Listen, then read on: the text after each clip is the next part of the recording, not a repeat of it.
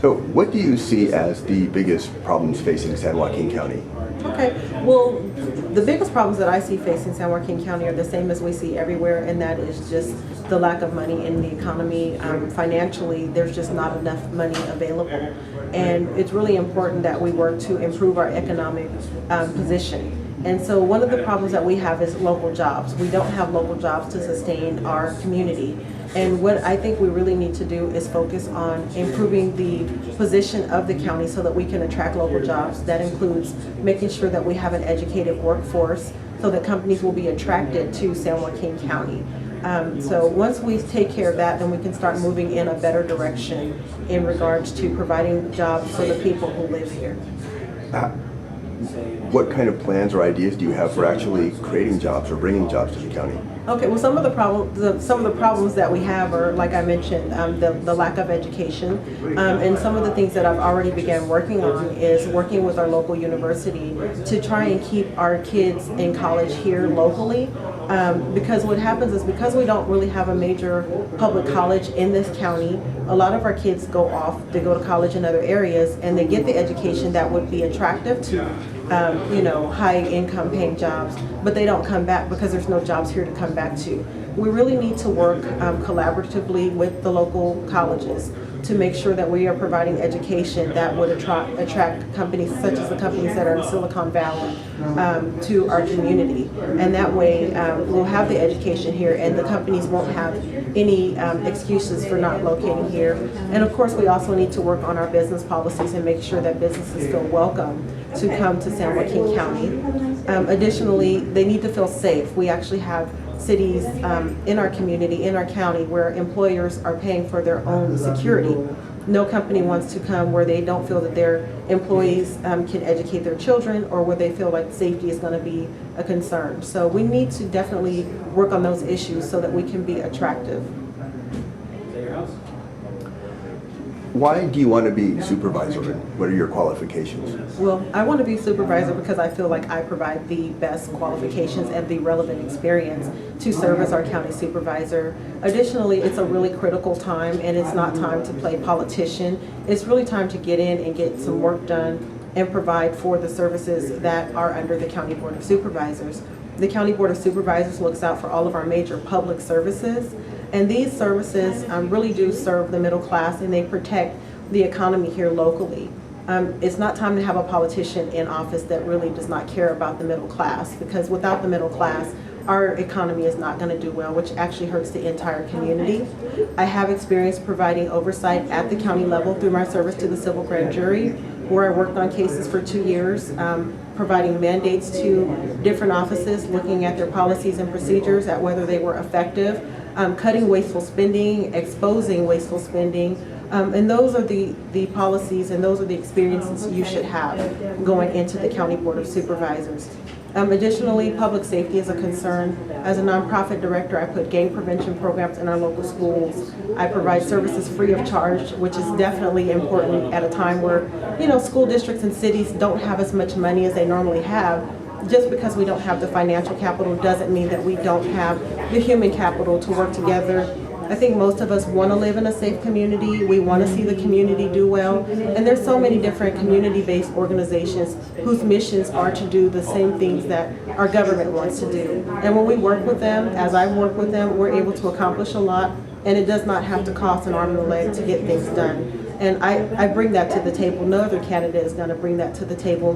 No other candidate has the experience that I have providing services for this county as well as for this community that will have a lasting effect, for years to come. I also serve on the anti-bully committee for the Tracy Unified School District, and bullying is a big problem, definitely more prevalent than it used to be because there's so much technology and kids use tools like Facebook and texting to start things that spread into the community. And when you're trying to deal with gang activity, you have to stop any type of activity that promotes violence beginning at a young age. And those are some of the things that I work on. I serve on the Tracy Planning Commission. I'm currently the chair, where we work on land use and economic development and just trying to protect the character of our community. We obviously, want to grow. Healthy communities do grow, but we need to make sure that that growth makes sense and that that growth is not going to set us back as opposed to moving us forward. So those are the experiences and the ideals that I will bring to the County Board of Supervisors. You were talking about public services a moment ago and the role of nonprofits. In San Joaquin and everywhere, services have been cut due to budget crises and so on. What can we do to restore services, and can you say a little more about that collaboration with nonprofits? Absolutely. Well, basically, to restore services, it's going to take some time for us to rebuild our economy. There's been a lot of adjustments, a lot of moving things around, but it's also, I think, made us smarter. It's made us look at areas where we have cut waste. There's a lot of wasteful spending. When you have money that you may not necessarily need, people tend to be a little more free with their spending. And I think at this time we've learned that we really have to tighten our belt, and we really have to open the doors to those in the community that want to help. Some of the things that are currently being worked on with prison realignment is it really forces us to look at how we provide services through our county jails. We obviously don't want to get in a situation where we have more prisoners than we have room for, but you also don't want the public to be unsafe because you're releasing everyone to the street. So we have to work with our mental health services and collaborate with community organizations that provide those mental health services. You have to work with programs that treat the real problems, such as drug programs, as opposed to housing, people for having drug problems because that problem has led to their criminal behavior. So it's really working with the community-based organizations to attack the root of the problem instead of attacking the result. Those are some things that we have to do. Is we have to look at things in full spectrum and find out what the root of the problem is. And like I said earlier, in regards to working with community-based organizations, there's a lot of organizations whose missions are very aligned with county government as well as city government. They get grants, and granted, the grant fundings are not as large as they used to be. Nonprofit organizations, community-based organizations, faith-based organizations, they don't do things for the money. Neither does county government, but they're more efficient, some of these agencies, because that is their primary focus. So we need to work with organizations who are efficient and who can bring those services to us and help us save those dollars, and also at the same time strengthen our community, strengthen the pride and self-esteem in our community. We have some cities in this county who've been on that list of not so well-to-do communities and not the great places to live, and we just can't let that be our story. We have to come together and move forward as a community so that the entire community can thrive together. What role do public employees like Local 10-to-1 members play in San Joaquin County, and what role do you see them playing in the future of San Joaquin? The role of the public employees is very important to this county. First of all, what a lot of people don't realize is the county itself is one of the biggest employers in this county. That means as we keep these employees working, we keep the services efficient, and not only that, the more people that we have working that are earning an income in our community, the more they're able to turn over dollars in our community. A person who makes $1 in this community, that dollar is going to turn over 7 times before it goes somewhere else. So it's really important that we not only keep people working for the economic sustainability of the community, but those services are essential that are provided at the county level.